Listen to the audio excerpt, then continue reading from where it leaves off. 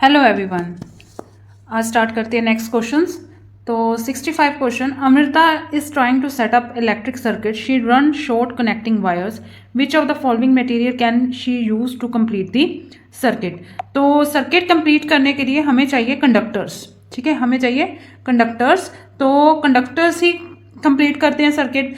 तो आपके पास जो रबर पाइप है, थिक थ्रेड है या फिर ग्लास रोड है, ये सारे क्या हैं? इंसुलेटर्स हैं। तो ये तो आंसर नहीं होगा, आंसर क्या होगा? Steel wire. Next question, identify the correct statement. हमें करेक्ट स्टेटमेंट बतानी है इनमें से। ये मिरर्स की स्टेटमेंट है। तो मिरर्स हमारे पास वैसे 3 तरह के होते हैं। अगर आप मेजरली डिवाइड करें तो मिरर हमारे पास 2 तरह के होते हैं, एक सर्कुलर और एक प्लेन मिरर। ठीक है, तो सर्कुलर के अंदर 2 तरह के मिरर आते हैं, एक आते हैं कन्वेक्स मिरर और दूसरे आते हैं कनकेव मिरर। तो कन्वेक्स मिरर जो होते हैं उनकी क्वालिटी ये होती है कि वो हमेशा हमें इरेक्ट और वर्चुअल इमेज देते हैं। ठीक है, इरेक्ट और वर्चुअल इमेज देते हैं। और जो कनकेव मिरर होते हैं वो हमें दोनों तरह की इमेजेस देते हैं, depends upon the position of the object. जैसे अगर ऑब्जेक्ट पोल और फोकस के बिटवीन है, ठीक है, ये आपके पास ऑब्जेक्ट है, अगर पोल और फोकस के बिटवीन है तो इमेज बनेगी आपके पास इरेक्ट और वर्चुअल। ठीक है, वो बनेगी इरेक्ट और वर्चुअल। अगर हम ऑब्जेक्ट की पोजीशन चेंज कर देते हैं, ऑब्जेक्ट की पोजीशन बियॉन्ड द फोकस कर देते हैं, तो जो इमेज बनेगी वो बनेगी इन्वर्टेड। और वो इमेज बनेगी इन्वर्टेड मतलब उल्टी और रियल। ठीक है, तो ये क्वालिटी है जो इमेज फॉर्मेशन होती है। अब हमें करेक्ट स्टेटमेंट फाइंड आउट करनी है। तो फर्स्ट है convex mirror form erect as well as inverted image. नहीं, हमने अभी पढ़ा कि कन्वेक्स मिरर जो है वो इरेक्ट इमेज ही फॉर्म करते हैं और मोस्टली जो इरेक्ट इमेज होती है वो वर्चुअल इमेज ही होती है। तो इसका आंसर जो है हमारे पास ये आएगा, concave mirror form an erect as well as inverted image. Next question, which of the following acid is form in ants sting. Ant sting में कौन सा एसिड होता है? तो मैंने अपन ने ये क्वेश्चन बहुत बार कर चुके हैं कि कौन सा एसिड फॉर्म होता है। अब इसके अंदर हम और बात कर लेते हैं।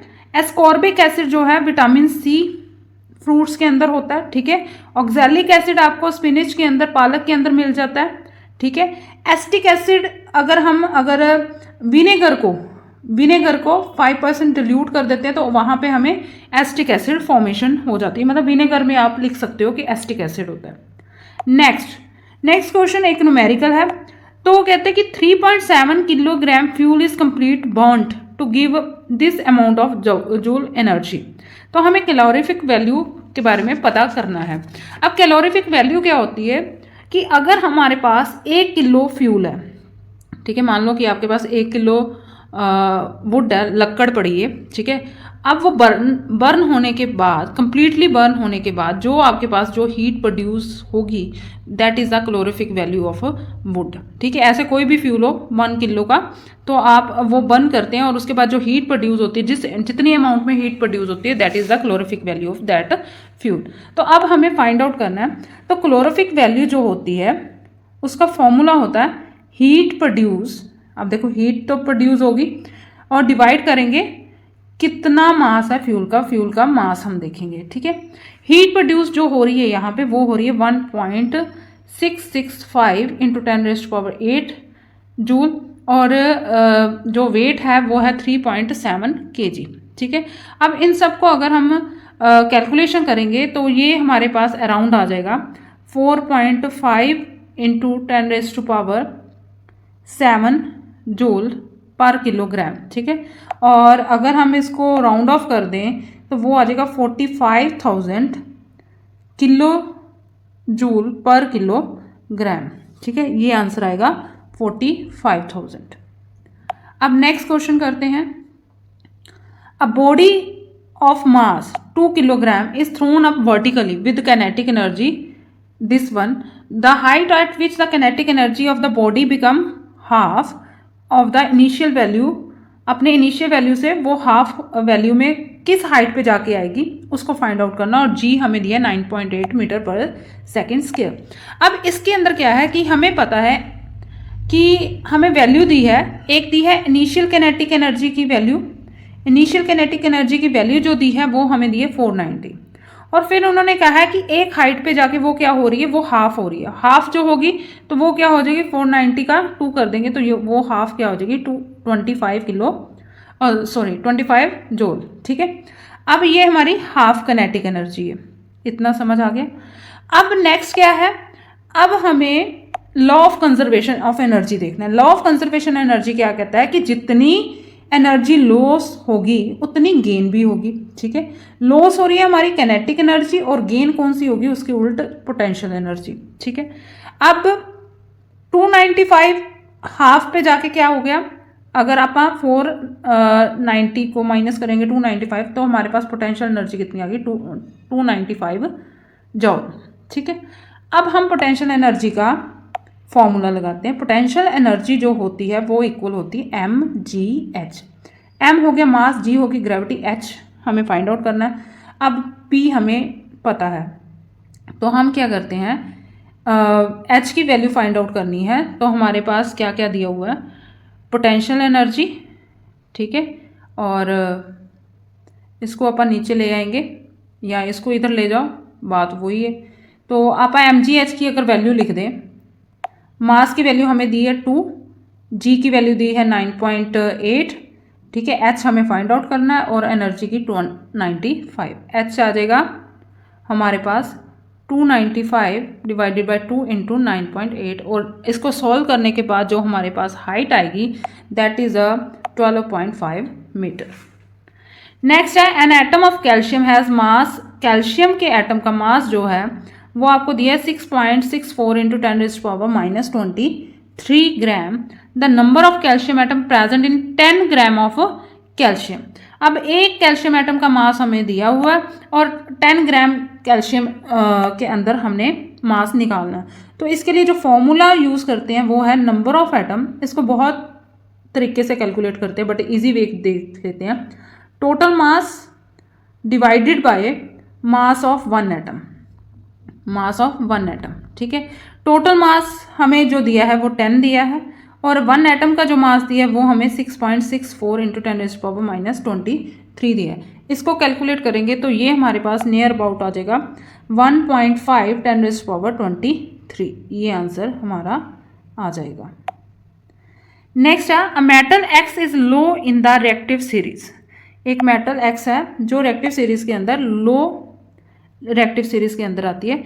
तो वो कह रहे हैं कि इसकी ओर से हमें कंपाउंड फॉर्म करना है तो कैसे फॉर्म करेंगे। जो लो रिएक्टिव सीरीज में मेटल्स होती हैं उनको हमें फॉर्म करना हो तो वो हम रिडक्शन बाय हीटिंग करते हैं। ठीक है, उसके लिए कोई हमें रिड्यूसिंग एजेंट की ज़रूरत नहीं, कोई इलेक्ट्रोलिटिक रिडक्शन की ज़रूरत नहीं, उसके लिए जस्ट हमें हीट अप करना है। ठीक है, तो आंसर आएगा reduction by heating. Next a body is moving in a circular travels distance which is directly proportional to time. अब जो डिस्टेंस है वो क्या है, डायरेक्टली प्रोपोर्शनल है टाइम का। मतलब क्या है कि अगर वो डिस्टेंस, जितना डिस्टेंस कवर करेगा वो सेम टाइम में ही कवर करेगा। अगर वो 5 किलोमीटर कवर कर रहा है 15 मिनट में तो वो 10 किलोमीटर भी अगले 30 मिनट में कवर करेगा। मतलब वो टाइमिंग सेम जा रही है। तो अगर ये सेम है तो वेलोसिटी भी क्या हो जाएगी, कांस्टेंट। ठीक है, वो भी कांस्टेंट। तो इसका आंसर जो हमारे पास आएगा वो आएगा यूनिफॉर्म वेलोसिटी, कांस्टेंट स्पीड। ठीक है, यूनिफॉर्म वेलोसिटी इसका आंसर है जो एग्जैक्ट है। तो 1000 watt heater is use every day 90 minutes. एक हीटर है जो 1000 वाट यूज कर रहा है 90 मिनट्स में।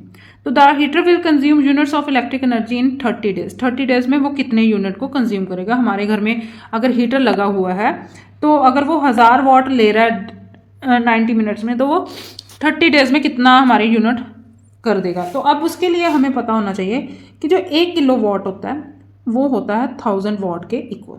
ठीक है, 1 किलो वाट 90 मिनट्स है तो 90 मिनट्स को हम आर में चेंज कर लेते हैं, वो हो गया 1.5 आर। अब जो एनर्जी होती है वो होती है power into time, power into time. अब पावर कितनी दी है हमें 1 वाट। ठीक है, 1 किलो वाट और टाइम कितना दिया 1.5। तो हमारे पास एनर्जी कितनी होगी 1.5 किलो वाट पर। ठीक है, किलो वाट आर। ये होगी। अब 30 डेज में कितनी होगी वो हम 15 से 1.5 से मल्टीप्लाई कर देंगे, तो 1.5 इंटू 30 करेंगे तो वो हो गया 45 यूनिट। अब 45 यूनिट, एक यूनिट जो है उसमें खर्च हो रही है 1 किलोवाट पर आवर, ठीक है। तो 45 में कितनी होगी 45 यूनिट्स, तो आंसर हमारा क्या आ गया 45 units. Next, the direction of force acting on current carrying, अब ध्यान से पढ़ना, force acting on current carrying conductor placed in magnetic field determined bye, किसके द्वारा डिटरमिन्ड होगा, पहले मैं आंसर बता देती हूँ, उसके बाद मैं इन तीनों को एक्सप्लेन कर दूंगी। That is a Fleming's left hand rule, इसका आंसर है। अब फ्लेमिंग्स लेफ्ट हैंड रूल में क्या है कि फ्लेमिंग लेफ्ट हैंड रूल कहता है कि अगर हम मैग्नेटिक फील्ड में वायर, अगर करंट कैरिंग वायर में प्लेस कर देंगे मैग्नेटिक फील्ड में, मतलब एक या इस वायर के अंदर करंट कैरिंग है, अब इसको हमने रख दिया मैग्नेटिक फील्ड में, ठीक है, ये मैग्नेटिक फील्ड है उसमें रख दिया। अब उसमें रखेंगे तो क्या होगा, ऑब्वियसली करंट की भी फोर्स लगेगी, मैग्नेटिक फोर्स भी लगेगी, दोनों फोर्स लगने की वजह से ये क्या करना शुरू कर देगी, मूव करना शुरू कर देगी, ठीक है, ये हमें मोटर इफेक्ट देगी, ठीक है, ये हमें बताता है कौन, फ्लेमिंग्स लेफ्ट हैंड रूल। अब जो हमारे पास राइट हैंड थंब रूल जो होता है वो क्या करता है, वो हेल्प करता है फाइंड करने में magnetic field around a current carrying wire, ठीक है, उसके अराउंड करंट कैरिंग पता करने में हेल्प करता है। फिर हमारे पास जो होता है कॉर्क स्क्रू रूल, वो क्या करता है, वो मैग्नेटिक फील्ड फाइंड आउट करता है अराउंड द करंट, ठीक है, डायरेक्शन, मैग्नेटिक फील्ड की डायरेक्शन फाइंड आउट करता है अराउंड द करंट के अराउंड किस डायरेक्शन में मैग्नेटिक फील्ड जा रहा है। और जो फ्लेमिंग्स राइट हैंड रूल है, अपन ने लेफ्ट हैंड रूल किसके लिए किया, मोटर के लिए, तो जो राइट हैंड रूल है वो जनरेटर के लिए होता है, ठीक है, जनरेटर टू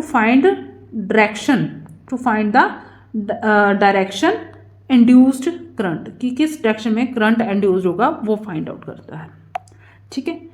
नेक्स्ट है which colour component of white light is deviated the most through prism. अब जो कलर डेविएशन है that also depend upon the wavelength. Wavelength में हमने पहले भी, अगर आप मेरी पहली वीडियोस देखें तो उसमें भी बात की है, तो उसके लिए हमें जो हमें पता है रेड कलर जो होता है उसके जो वेवलेंथ होती है वो लॉन्गेस्ट वेवलेंथ है, ठीक है, वायलेट कलर की शॉर्टेस्ट वेवलेंथ है वायलेट कलर की, तो इसका आंसर है हमारे पास वायलेट आएगा, ठीक है। नेक्स्ट है मैग्नेटिक फील्ड लाइंस, तो is the path along which a free north pole tend to move, ये इसका आंसर होगा। नेक्स्ट लास्ट क्वेश्चन है, if the mass of the both the bodies is reduce to half the gravitational force between them become. अब जो gravitational force है वो दो objects के बीच में होती है, ठीक है। अब जो ग्रेविटेशनल फोर्स होती है उसका फॉर्मूला होता है F is equal to G m1 mass एक ऑब्जेक्ट का, m2 मास दूसरे ऑब्जेक्ट का, और रेडियस का उसके डिस्टेंस का स्क्वायर, ठीक है। अब वो कह रहे हैं कि ये दोनों मास क्या हो गए, हाफ हो गए, मतलब जो हमारा m1 है वो भी हाफ हो गया, m1/2 हो गया, और जो हमारा m2 है वो भी क्या हो गया, हाफ हो गए, वो क्या हो गया, m2/2 हो गया, ठीक। अब हमने फाइंड आउट करने हैं, हमारे पास एक ऑब्जेक्ट था जिसका अपन ने फॉर्मूला लिख दिया। अब अपन क्या करते हैं, F naught is equal to G, m1 कितना हो गया, m1/2 हो गया, m2 कितना हो गया, m2/2 हो गया, ठीक है, और हमारे पास क्या है, r दी स्क्वायर है, ठीक है। अब अपन F नोट को इस तरह से लिख लेते हैं 1/4 जी m1 m2/r²। अब ये किसके इक्वल हो गया, ये F के इक्वल हो गया, मतलब जो फोर्स है वो क्या हो जाएगी, 1/4 हो जाएगी, ठीक है। ये आंसर आ गया इसका थर्ड, 1/4। अगर आपको और प्रैक्टिस के लिए क्वेश्चन चाहिए तो आप मेरी प्लेलिस्ट चैनल पे जाके प्लेलिस्ट में देखेंगे, PS टेट 2026 वहाँ पे मेंशन है, वहाँ पे आप अपनी ज़्यादा प्रैक्टिस कर सकते हैं। Thank you, have a nice day.